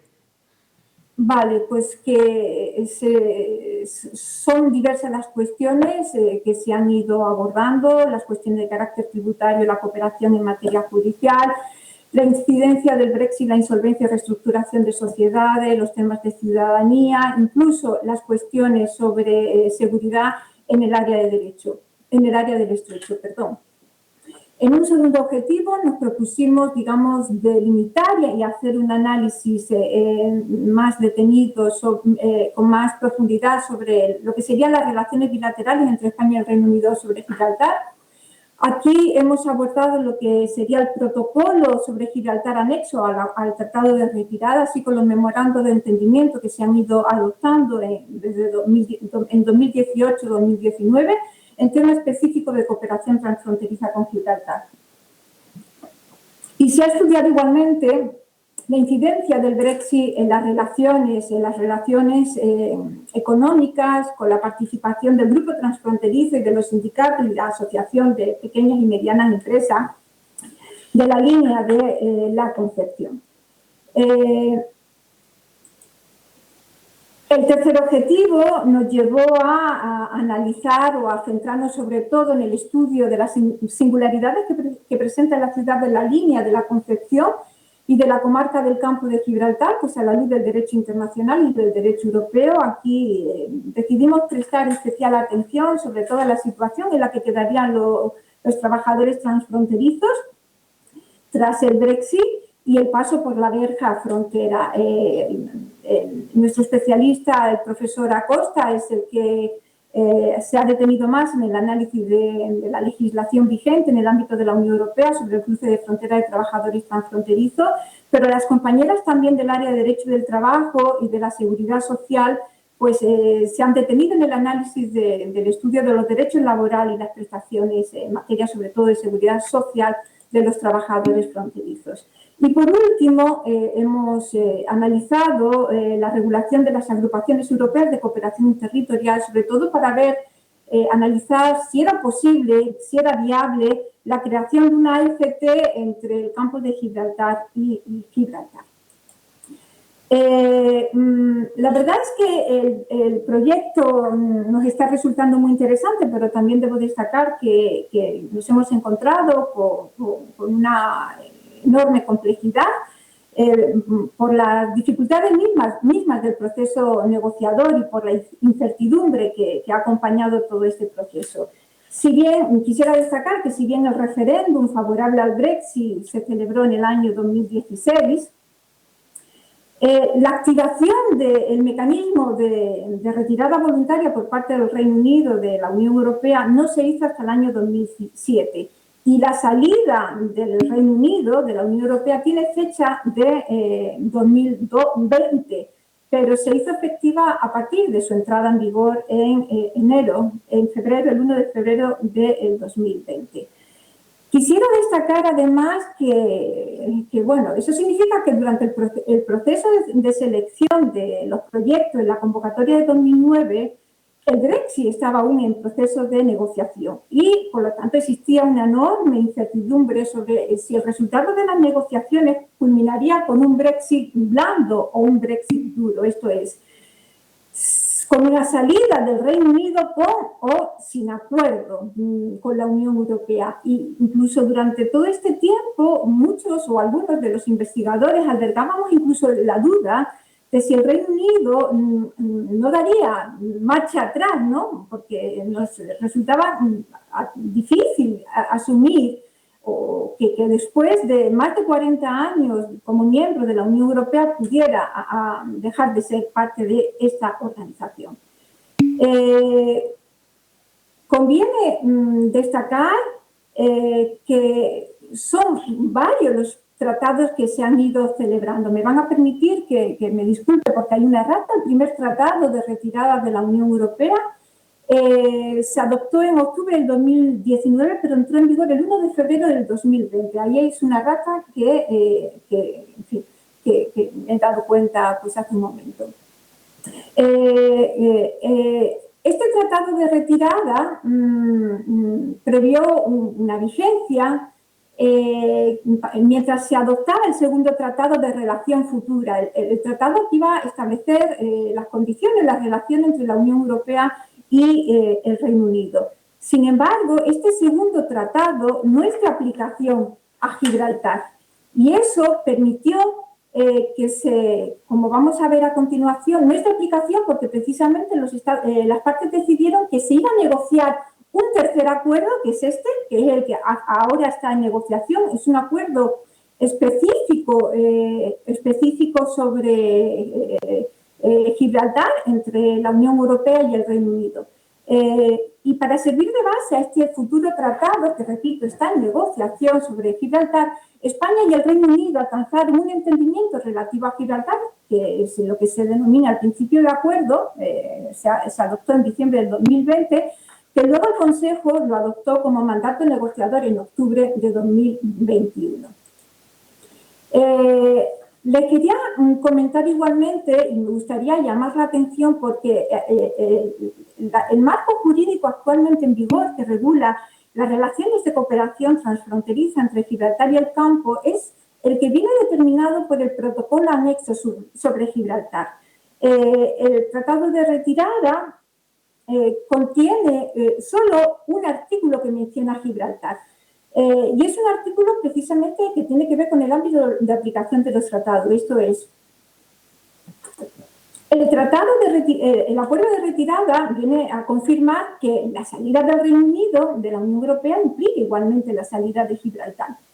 Entonces, para asegurar que la salida fuera ordenada, el acuerdo de retirada incluyó un anexo, un protocolo anexo a ese tratado, que es un protocolo que regula las relaciones de la Unión Europea con Gibraltar en materia de cooperación transfronteriza. Y ese protocolo reenvía a los 4 memorandos de entendimiento, que se adoptaron en un plano bilateral entre España y el Reino Unido. Esto es, que nos vamos a encontrar en materia de cooperación transfronteriza con normas de derecho originario, las que están establecidas en el protocolo el Reino Unido, Unión Europea sobre Gibraltar, por lo tanto son instrumentos de hard law, con normas de soft law que son las contenidas en los 4 memorandos de entendimiento hispano-británicos que se adoptaron en el año 2018.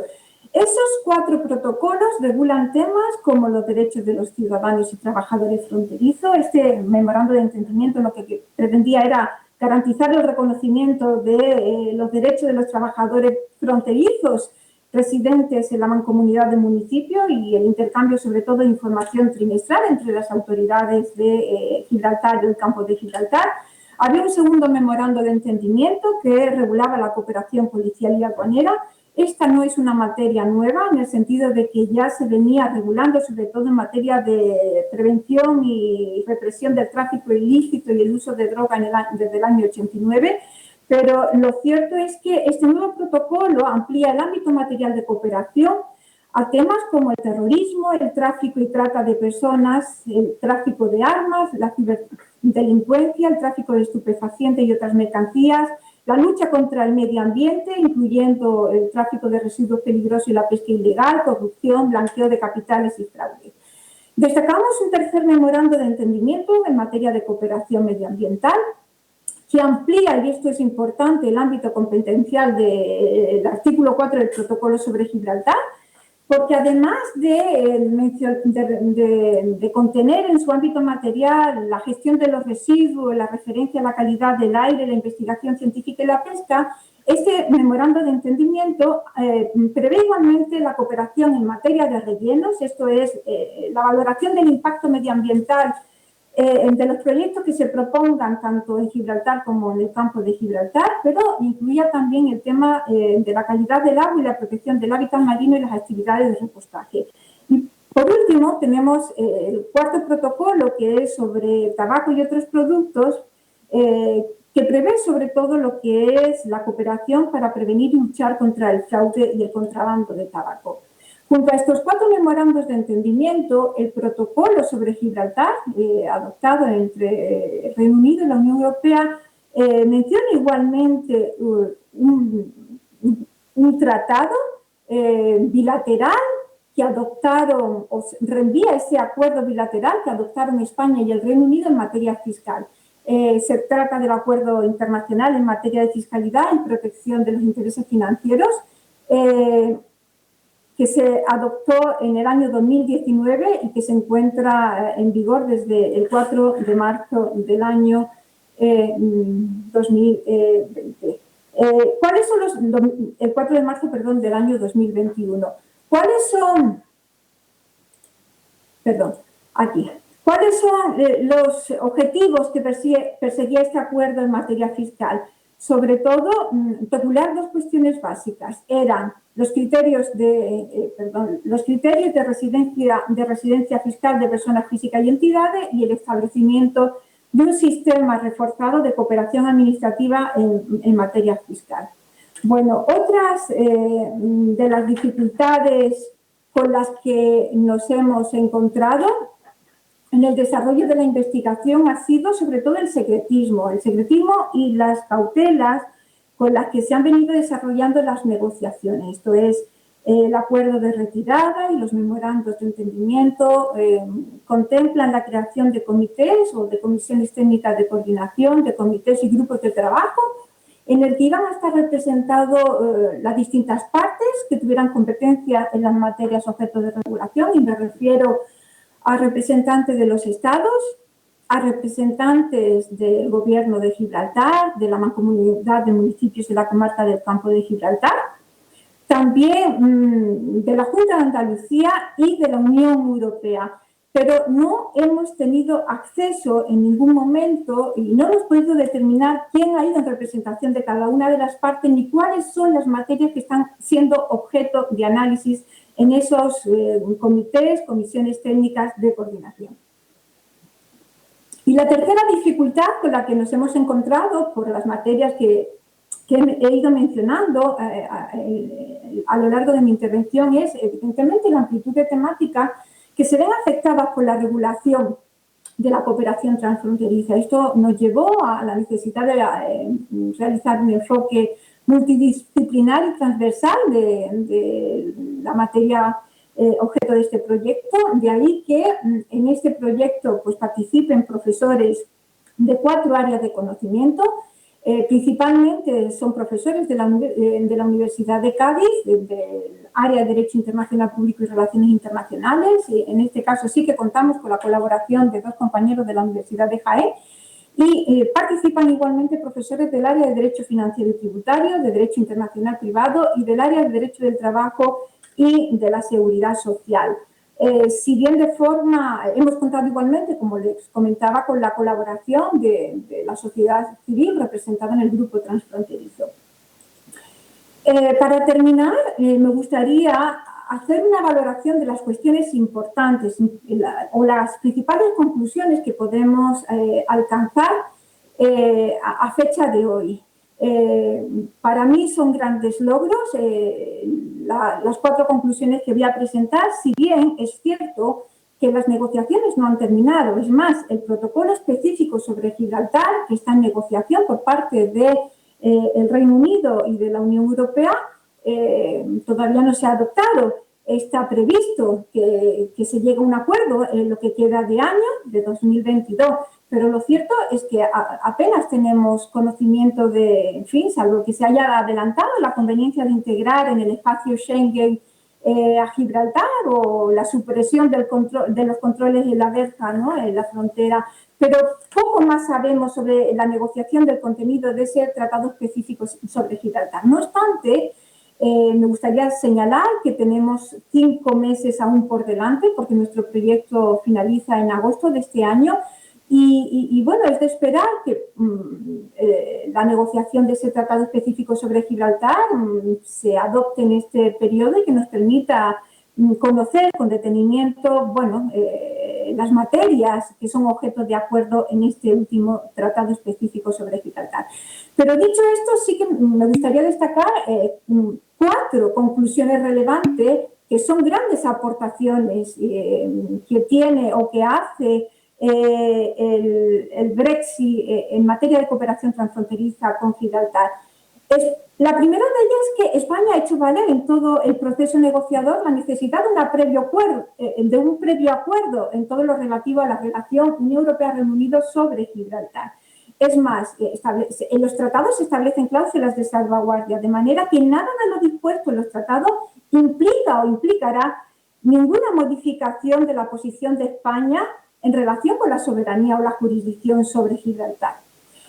Asimismo, otro hecho importante o otra conclusión relevante es que España admite la vecindad con Gibraltar y reconoce a las autoridades competentes en materia de cooperación transfronteriza.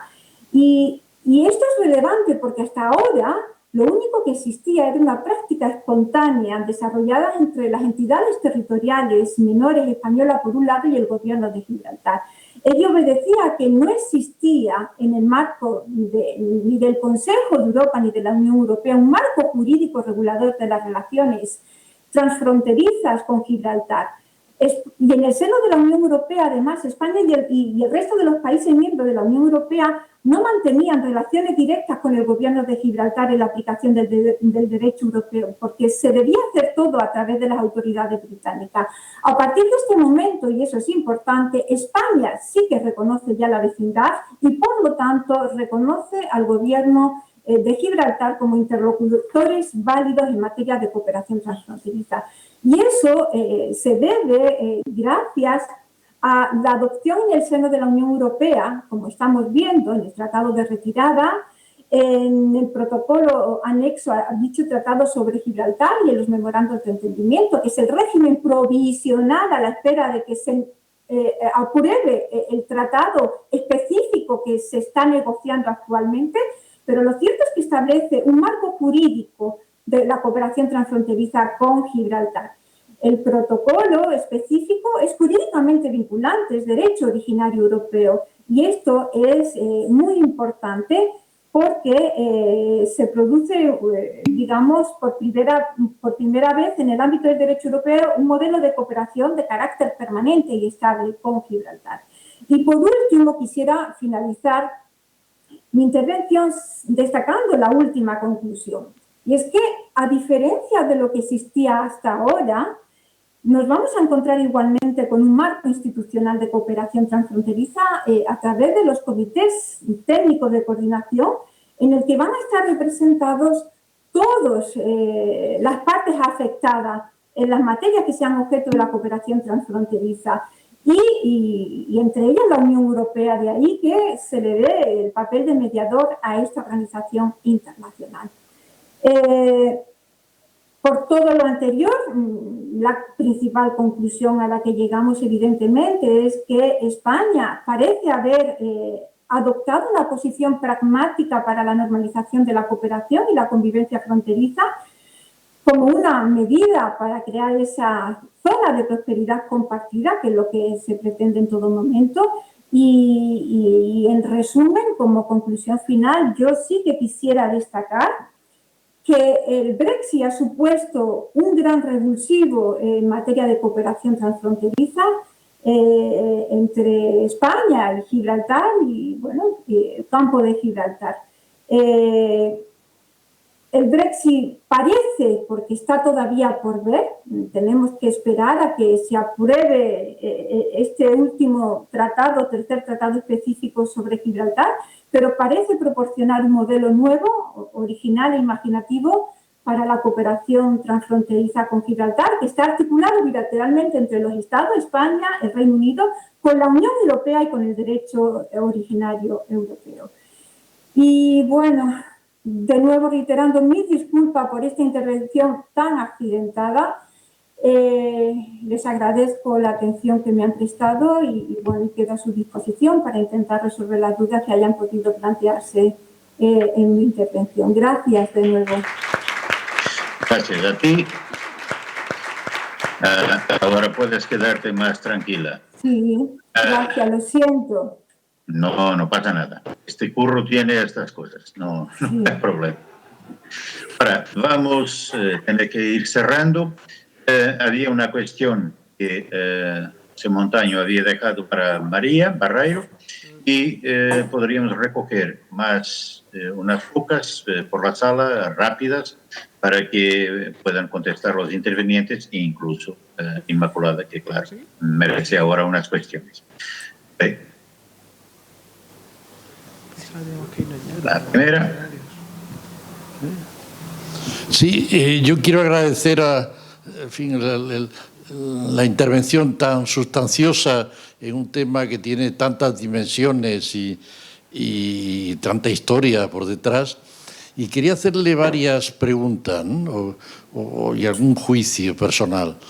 La primera me ha parecido, diríamos, una exposición, que es un resumen de un trabajo muy descriptiva de hechos, sustantivo desde luego, pero a mí me gustaría, y le pregunto, si el trabajo contiene también valoraciones personales de todo tipo, empezando por en fin, quien sale beneficiado de cada uno de los segmentos de esos acuerdos que están en tela de juicio, etcétera, partiendo de la base incluso histórica de qué es lo que ha pasado tanto en Gibraltar como en la línea, cuál ha sido la evolución comparada de progreso en renta per cápita, etcétera, tanto en Gibraltar como en la línea, o la línea San Roque, etcétera, que también es un buen punto de partida para ver si las cosas se están haciendo mejor en un sitio que otro, etcétera. De modo que me gustaría que el trabajo contuviera más valoraciones personales de los investigadores que han analizado y conocen el tema a fondo y que, diríamos, se mojen diciendo lo que opinan y argumentándolo. La segunda cuestión que quería preguntarle es si han contemplado y han desechado, y por qué, la no cooperación, porque evidentemente la cooperación es una opción perfectamente legítima, pero a lo mejor la no cooperación, en fin, tiene razones históricas e incluso de presente para poderla al menos analizar y probablemente incluso escoger, ¿no? Y por último, me ha parecido también que se mostraba muy contenta con que la Unión Europea en el Tratado del Brexit le deje a España la negociación sobre este tema con Gibraltar y que le dé, aunque luego eso ha sido matizado, dicho sea de paso, le dejara, digamos, entre comillas, plenos poderes, ¿no? Yo tengo mis dudas si eso ha sido un logro para España o todo lo contrario, porque desde luego confío mucho más, y eso, en fin, lo tengo que decir porque yo hago valoraciones personales, porque no escribo el trabajo que usted ha hecho, confío mucho más de los diplomáticos de la Unión Europea que de los diplomáticos españoles, y no voy a poner ejemplos históricos recientes de cómo se hacen las cosas en las relaciones internacionales en España, pero eso me hace pensar que probablemente ante la muy asentada diplomacia londinense e inglesa, que dicen que es la mejor después de la del Vaticano, que siempre se sale con lo suyo, pues realmente a lo mejor estábamos mejor en manos que la diplomacia europea que la nuestra específica. Pero en fin, esa es una hipótesis o sencillamente un juicio negativo que no tengo por qué ocultar. Muchas gracias. Recogeríamos más alguna cuestión para Inmaculada, para que aprovechemos mejor el tiempo. ¿Quién quiere adjuntar alguna más?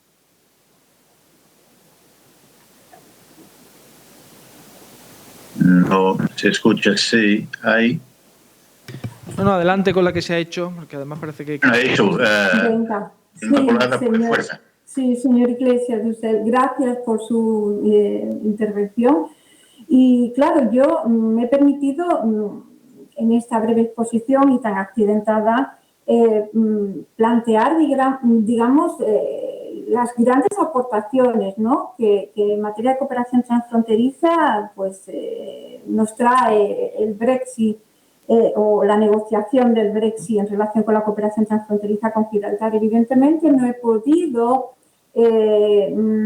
destacar el trabajo de cada uno de los compañeros. Evidente, las temáticas son muy diversas y tampoco, bueno, ha sido mi intención pues hacer, bueno, pues una descripción de los estudios que hemos hecho, tanto en el documento Actualidad de Centra como en las publicaciones que venimos editando desde hace años, porque esta es una línea de investigación que llevamos abierta desde el año 2004-2005 en la Universidad de Cádiz.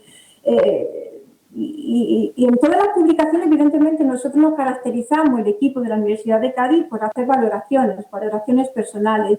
De hecho, en fin, nosotros hemos defendido siempre la necesidad de dialogar con el Gobierno de Gibraltar, porque no se concibe que la cooperación transfronteriza, que es la que persigue promover los intereses comunes a las poblaciones que viven a uno y otro lado de una frontera, se pueda hacer sin contar o sin tener en cuenta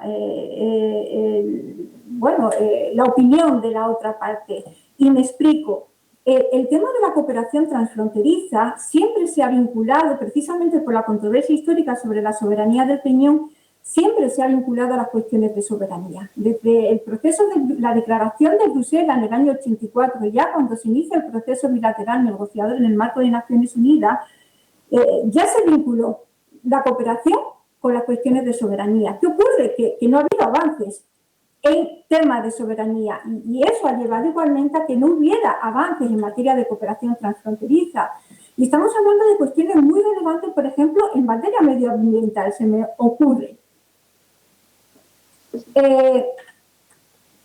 Y esa falta de cooperación entre los Estados, porque no ha habido un marco jurídico ni en la Unión Europea ni en el seno del Consejo de Europa, pues se salvó por la espontaneidad y por la adopción de acuerdos de naturaleza política, como son los que se adoptaron en el Foro Tripartito de Diálogo, los acuerdos de Córdoba en el año 2004, se aprobaron ya en el marco del Foro Tripartito de Diálogo 2004-2011 una serie de acuerdos que sí fueron muy relevantes en relación con el aeropuerto, en relación con el paso por la vieja frontera, con el pago de las pensiones, con el tema de las comunicaciones. Y nosotros nos caracterizamos precisamente por hacer valoraciones personales. Cuando nos hemos entrevistado con los representantes de la zona, el alcalde de la línea de la Concepción, ellos nos han trasladado y tenemos los informes que han publicado, porque realmente ellos fueron los primeros que sufrieron o que sufrieron las consecuencias del refuerzo por parte de España del control de fronteras tras el lanzamiento de los 70 bloques de hormigón por parte del señor ministro principal de Gibraltar, Fabián Picardo, en las aguas de Gibraltar. Y son los primeros que vienen demandando la necesidad de una actuación especial por parte tanto del Gobierno de la Nación o por parte de la Junta de Andalucía. Y sí, tenemos en nuestros estudios, hacemos valoraciones personales, nos caracterizamos por eso. La segunda cuestión que usted planteaba era si nos hemos planteado la no cooperación. Pues no, evidentemente no nos podemos plantear la no cooperación porque eso es negar la posibilidad de que haya proyectos de actuación conjunta por parte del Gobierno de Gibraltar y por parte de los municipios, no solo de la línea, sino de la comunidad de municipios de la comarca del Campo de Gibraltar. No puede haber cooperación transfronteriza precisamente sin esa cooperación y hasta ahora tampoco podemos afirmar que hemos obtenido ningún logro, no nos beneficiamos, se podían hacer cosas que beneficiaran a la economía de la parte de lo que es España, la línea de la Concepción, la mancomunidad y no podemos destacar cosas relevantes, salvo lo que es las consecuencias que pudieran haberse derivado después de la adopción de los acuerdos adoptados en el Foro Tripartito de Diálogo. Pero no concebimos el que no haya cooperación con las autoridades de Gibraltar en materia de cooperación transfronteriza.